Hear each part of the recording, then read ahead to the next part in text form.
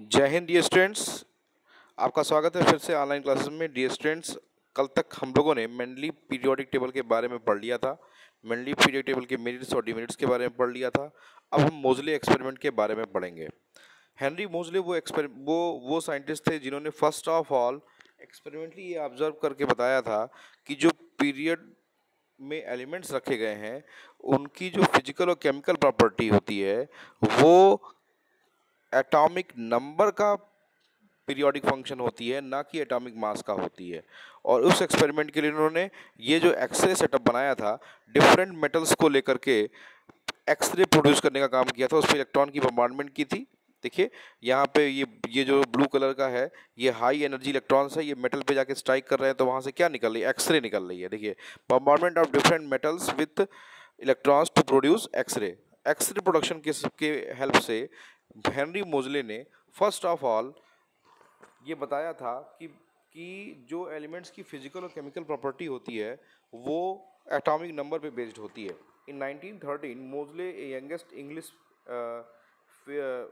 Physicist, discovered the relationship between the x-ray spectra and the atomic number of the element. तो अगर आपसे कोई पूछ ले मोजले एक्सपेरिमेंट किसके बेस्ड है, तो मोजले एक्सपेरिमेंट एक्सरे स्पेक्ट्रा और atomic number of the elements पे बेस्ड है।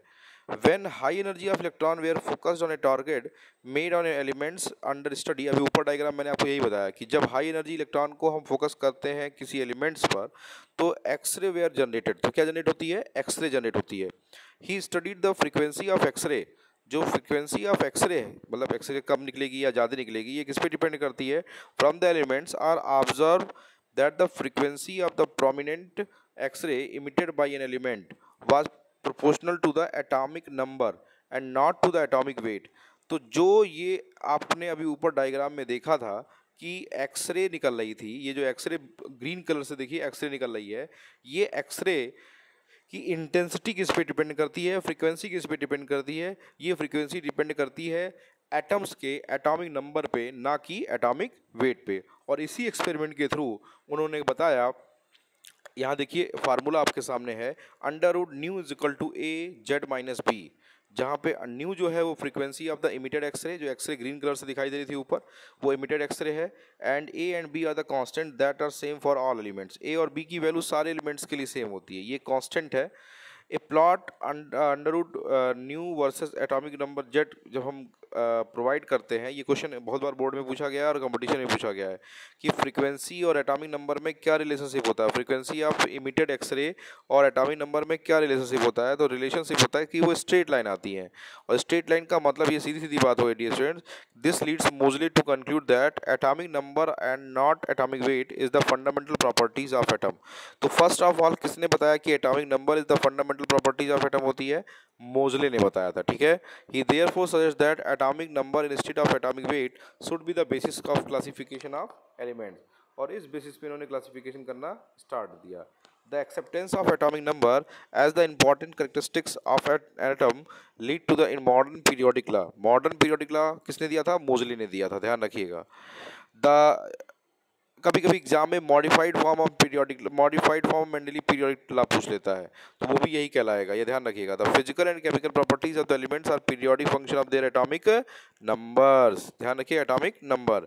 Consequently when the elements are arranged in the order of their increasing atomic numbers, it is the observed that elements of similar properties reoccur at regular intervals or periodically. As a result of this, the element fall in certain group and lead to an arrangement called the periodic table। ठीक है। और फिर बाद में उन्होंने क्या बोला? The periodic law revealed important analogies among all the naturally occurring elements, this resulting in renewed interest in organic chemistry। we know that atomic number is equal to the nuclear charge। भाई atomic number किसके बराबर होता है? Nuclear charge की। और nuclear charge क्या होता है? नंबर ऑफ प्रोटॉन्स होता है। तो the number of electron in neutral species.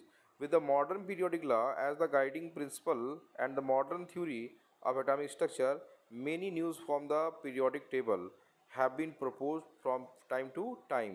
Some form emphasize chemical reaction and valencies, whereas other form stress the electronic configuration of elements।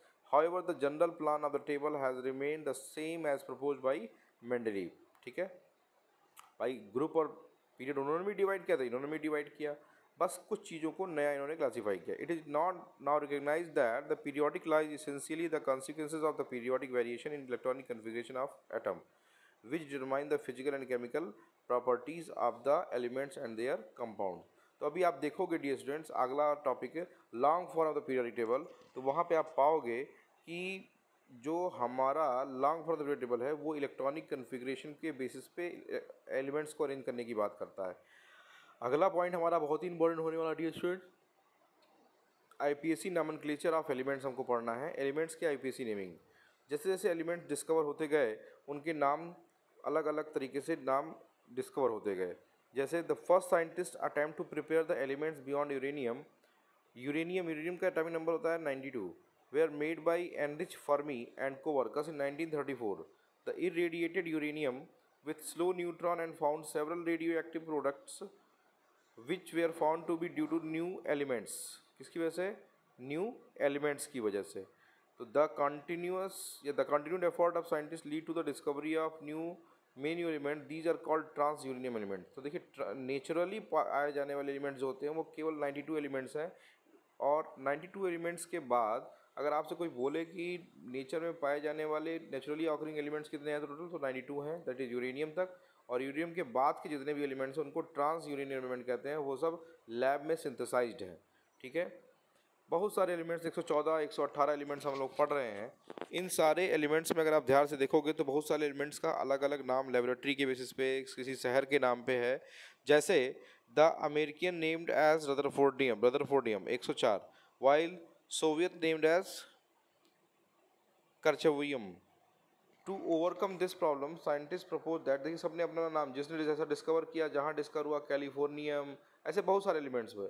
तो प्रॉब्लम आने लगी कि एलिमेंट्स का नाम कैसे लिखेंगे. तो इसके लिए नाम के लिए दो अलग अलग संस्थाएं थी. एक commission in nomenclature of inorganic chemistry CNIC and comments of chemist around the world. Seven gave the approval official name for elements with atomic number 104 से 109.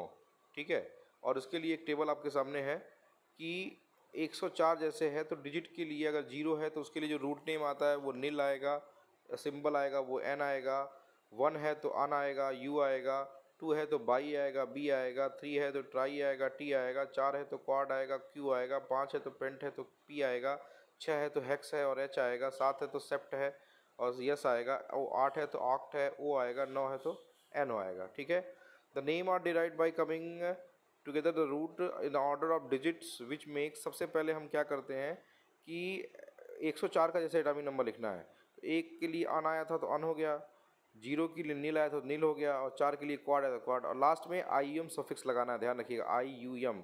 तो अनिल क्वाडियम क्या हो जाएगा? Unnilquadium. And assign the symbol UNQ. देखिए U पहला हो गया, फिर N हो गया, फिर Q हो गया, तो UNQ ये IPC नेम हो जाएगा. देखिए अन के लिए 1 के लिए सिंबल क्या था? U था, 0 के लिए क्या था? N था, और 4 के लिए क्या था? Q था. तो सिंबल के बेसिस पे UNQ इसका फार्मूला हो जाएगा. ऐसे ही डियर स्टूडेंट्स आप बहुत सारे एलिमेंट्स की IPC नेमिंग को लिख सकते हैं. देखिए ठीक है, तो आज आप इसका काम करिएगा.